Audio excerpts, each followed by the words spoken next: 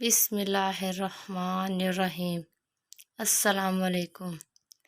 لال شہباز قلندر کے نام سے شہرت پانے والی بزرگ ہستی کا نام ان کے والد نے سید عثمان رکھا، مگر بعد میں انہوں نے لال شہباز قلندر کے نام سے دنیا میں شہرت پائی۔ آپ کی ولادت آذربائیجان کے گاؤں مروند میں ہوئی۔ آپ کا سلسلہ نسب حضرت امام جعفر صادق رضی اللہ تعالیٰ عنہ سے جا ملتا ہے۔ آذربائیجان کے ایک چھوٹے سے قصبے مروند میں حضرت کبیر الدین احمد تقویٰ اور پرہیزگاری میں اپنا ثانی نہیں رکھتے تھے۔ حضرت سید محمد کبیر الدین احمد شاہ کی کوئی اولاد نہیں تھی۔ آپ کی اہلیہ اس مسئلے کی وجہ سے اداس رہنے لگی تھی۔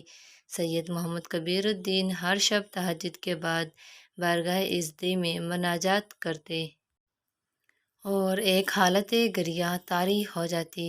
ایک شب انہوں نے خواب میں حضرت علی رضی اللہ تعالیٰ عنہ کو دیکھا اور عرض کی، یا امیر المومنین، آپ میرے حق میں اللہ تعالیٰ سے اولاد کے لیے دعا کیجیے کہ وہ مجھے فرزند عطا فرمائے۔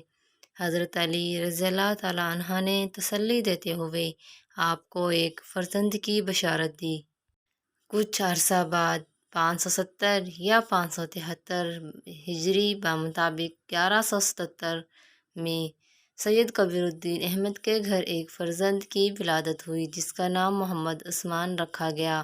اسے آنے والے زمانے میں عثمان ولایت کا شہباز بننا تھا۔ محمد عثمان کی ابتدائی تعلیم آپ کی والدہ ماجدہ کی نگرانی میں ہوئی۔ 7 برس کی عمر میں کلام پاک حفظ کر لیا۔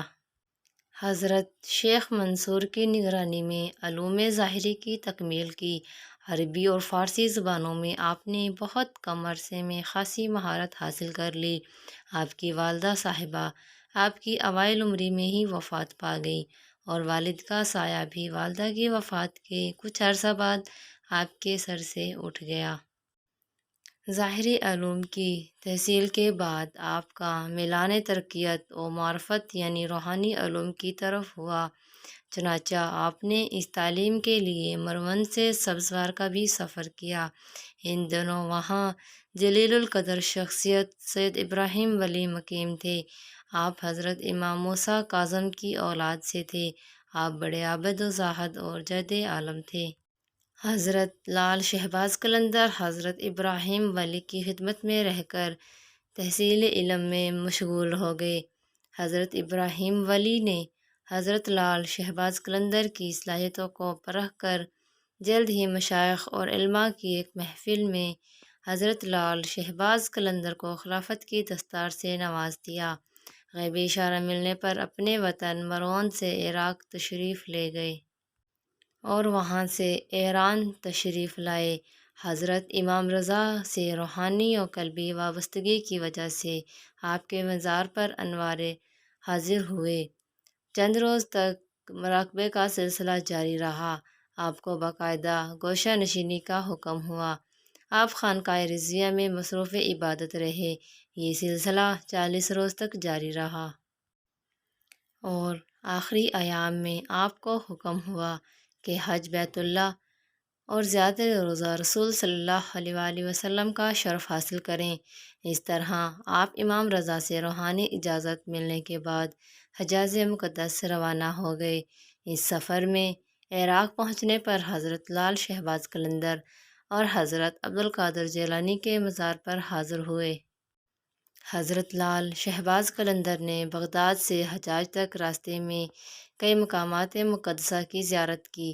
آپ 3 ماہ تک مکہ مکرمہ میں مقیم رہے۔ حج کی ادائیگی کے بعد مدینہ منورہ تشریف لے گئے۔ مسجد نبوی میں جب روضہ اطہر کے قریب پہنچے تو دیر تک بارگاہ رسالت میں سر جھکائے سلام پیش کرتے رہے۔ آپ 11 ماہ مدینہ منورہ میں مقیم رہے۔ غیبی اشارہ ملنے پر آپ سندھ کی طرف روانہ ہو گئے۔ سفر کے دوران شہباز قلندر مکران کے ساحل پر پہنچے۔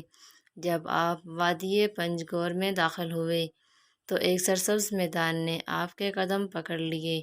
آپ نے یہاں چلہ کشی کی اور اس میدان کو یادگار بنا دیا۔ مقامی مکرانیوں نے اس ویرانے میں ایک فقیر کو چلہ کشی کرتے دیکھا تو دیدار کے لیے امڑ کر آ گئے۔ آپ کی عبادت اور ریاضت سے متاثر ہو کر ہزاروں مکرانیوں اور بلوچوں نے اسلام قبول کر لیا اور آپ کے مرید ہو گئے۔ یہاں ایک عرصہ قیام کرنے کے بعد آپ اس دشت کو دشت صحبہ شہباز بنا کر آگے بڑھ گئے۔ آپ جب پسنی سے گزرے تو ایک گڈریا اپنی بکریوں کا ریوڑ لے کر جا رہا تھا۔ آپ عالم جذب میں تھے۔ وہ گڈریا اپنی بکریوں کو بھول کر آپ کے قدموں میں بیٹھ گیا۔ آپ نے چند دن کے ساتھ میں اسے اپنے رنگ میں ایسا رنگا کہ آپ کے جانے کے بعد وہ گڈریا لال کے لقب سے مشہور ہو گیا۔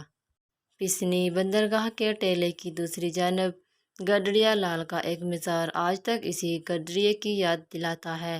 یہاں سے آپ سندھ میں داخل ہوئے لیکن رکے بغیر سیدھے ملتان پہنچے اور شہر ملتان کے مضافات میں قیام فرمایا۔ آپ کی شخصیت سے متاثر ہو کر ملتان اور گردنواں کے لوگ آپ کے پاس آنے لگے۔ ہر وقت لوگوں کا ایک ہجوم رہنے لگا۔ یہ لوگ طرح طرح کے مسائل لے کر آپ کے پاس آتے۔ قلندر شہباز کی دعاؤں سے بے شمار مریضوں کو شفا ملی، لاتعداد دکھیاروں کے دکھ دور ہوئے۔ ان خوش نصیب لوگوں کی زبانی قلندر شہباز کی کرامت کا شہرہ بھی دور دور تک ہونے لگا۔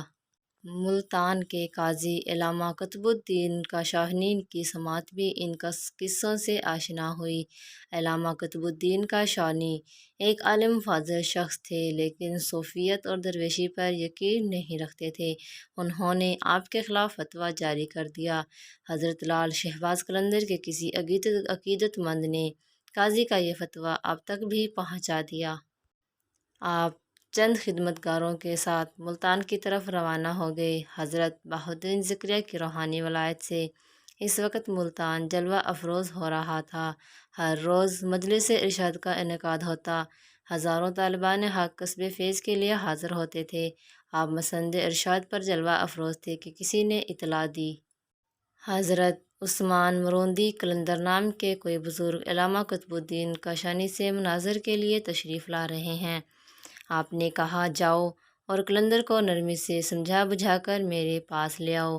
حضرت لال شہباز قلندر ابھی ملتان کے دروازے پر پہنچے تھے کہ حضرت بہاؤالدین ذکریہ ملتانی کے مریدین آپ کے استقبال کے لیے پہنچ گئے۔ اب آپ کے قدم قاضی کی عدالت کے بجائے حضرت بہاؤالدین ذکریہ کی خانقاہ کی جانب تھے۔ حضرت بہاؤالدین ذکریہ سے پہلی ہی ملاقات دوستی میں تبدیل ہو گئی۔ حضرت لال شہباز قلندر ایسی صحبتوں کے متلاشی تھے، خانقاہ میں بیٹھے تو اٹھنا بھول گئے، دن رات صحبتیں رہنے لگیں۔ اسی خانقاہ میں آپ کی ملاقات حضرت فرید الدین گنج شکر اور حضرت سرخ بخاری سے ہوئی۔ اس زمانے میں خطۂ پنجاب اور سندھ میں کرامتہ فرقے کا بہت زیادہ اثر تھا۔ ان کے عقائد بنیادی اسلامی تعلیمات کے منافی تھے۔ خطۂ پنجاب میں کئی علاقے ایسے تھے جہاں ابھی تک اسلام کی روشنی نہیں پہنچی تھی۔ ان حالات کے پیش نظر حضرت بہاؤالدین ذکریہ نے رشد و ہدایت اور اسلام کی تبلیغ کا ایک عملی منصوبہ تیار کیا۔ ایک طرف اپنے مریدوں کو مختلف تقلیدی دوروں پر روانہ کیا تو دوسری جانب حضرت لال شہباز قلندر، حضرت فرید الدین گنج شکر اور سید جلال سرخ بخاری کے ہمراہ تبلیغی دوروں پر روانہ ہوئے۔ یہ چاروں بزرگ کافی عرصہ ایک ساتھ رہے۔ بعد میں یہ چاروں بزرگ چار یار کے نام سے مشہور ہوئے۔ حضرت لال شہباز قلندر کی شخصیت میں ایک خاص کشش تھی جس کی وجہ سے لوگ آپ سے بہت متاثر ہوتے تھے۔ آپ ان تبلیغی دوروں میں جہاں بھی گئے آپ سے بے پناہ کرامات بھی ظاہر ہوئی۔ ان دنوں یہاں کے لوگ ایک عجیب مصیبت میں گرفتار تھے۔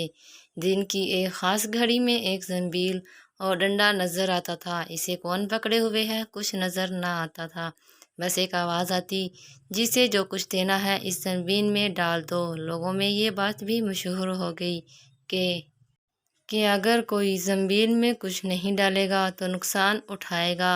اس لیے لوگ خوفزدہ ہو کر کچھ نہ کچھ اس زنبیل میں ڈال دیا کرتے تھے۔ یہ زنبیل کہنے کو تو ایک چھوٹا سا کاسا تھا لیکن اس میں بہت سارا سامان سما جاتا تھا۔ لوگ اس زنبیل سے متاثر تو تھے لیکن روز روز کی طلب سے تنگ آ چکے تھے۔ انہوں نے بہت سے بزرگوں سے رابطہ کیا لیکن کوئی بھی اس زنبیل اور ڈنڈے کو نظر آنے سے روک نہ سکے۔ یہ قصہ چل ہی رہا تھا کہ حضرت لال شہباز قلندر شہر سے باہر آ کر مقیم ہوئے۔ آپ کی شہرت سن کر ایک درویش آپ کی خدمت میں حاضر ہوا۔ اس درویش نے پورا قصہ آپ کے گوش گزار کرتے ہوئے اپنی بے بسی ظاہر کی۔ وہ درویش آپ کو اس محلے میں لے گیا جہاں وہ زنبیل ظاہر ہوتی تھی۔ کھیل شروع ہو چکا تھا۔ زنبیل اور ڈنڈا ہر دروازے پر ہوا میں اڑتا ہوا پہنچ رہا تھا اور لوگ اپنی نظریں اس میں ڈال رہے تھے۔ قلندر شہباز نے اپنا دست مبارک بڑھایا۔ زنبیل اور ڈنڈا دونوں آپ کے ہاتھ میں آ گئے۔ لوگ دم بخود کھڑے تماشا دیکھ رہے تھے۔ حضرت شہباز قلندر نے ڈنڈا اپنے پاس رکھا اور زنبیل اس درویش کے حوالے کرتے ہوئے فرمایا، زنبیل تم رکھ لو، آج سے تم زنبیل شاہ ہو۔ جو بھی تمہاری زنبیل سے کھائے گا فیض یاب ہوگا۔ جوناگڑھ میں آج بھی زنبیل شاہ کا مزار موجود ہے۔ اس کے بعد آپ دوران سیاحت گرنار اور گجرات بھی تشریف لے گئے۔ ناظرین، اگر آپ لوگوں کو ہماری ویڈیو پسند آئی ہو تو پلیز سبسکرائب کر لینا۔ ملتے ہیں نیکسٹ ویڈیو میں۔ اللہ حافظ۔